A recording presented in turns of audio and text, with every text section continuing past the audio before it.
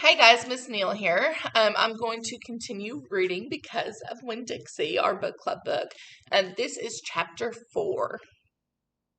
1, said the preacher.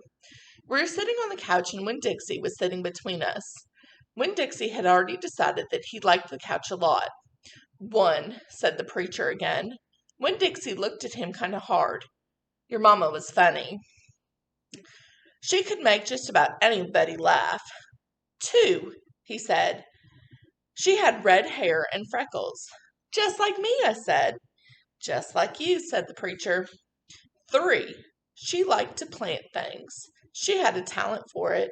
She could stick a tire in the ground and grow a car.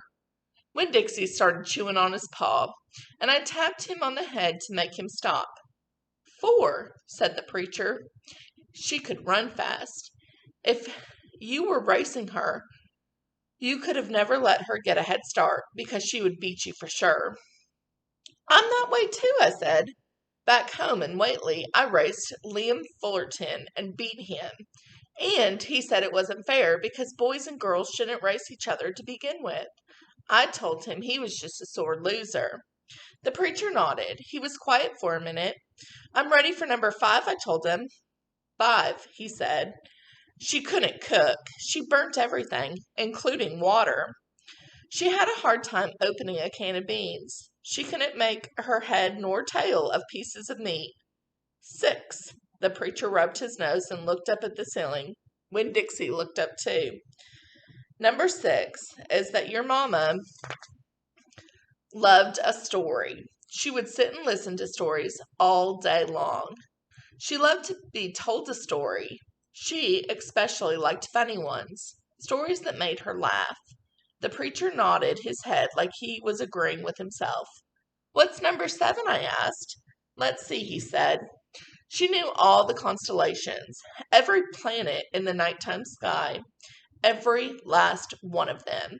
She could name them and point them out, and she never got tired of looking at them.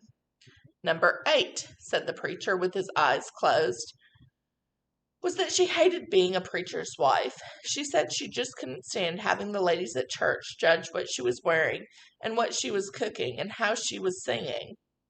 She said it made her feel like a bug under a microscope. When Dixie laid down on the couch, he put his nose in the preacher's lap and his tail in mine. 10, said the preacher.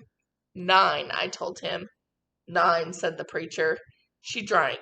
She drank beer and whiskey and wine. Sometimes she couldn't stop drinking, and that made me and your mama fight quite a bit. Number 10, he said with a long sigh. Number 10 is that your mama loved you.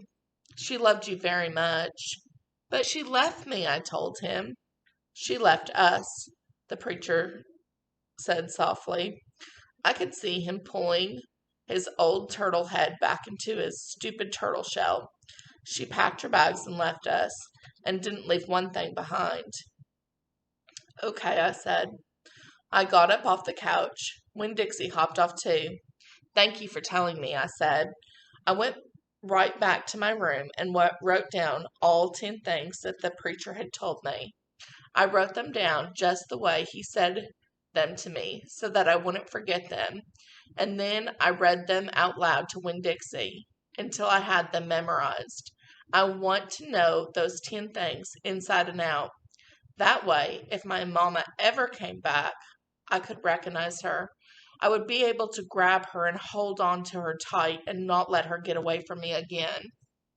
So that is the end of chapter 4.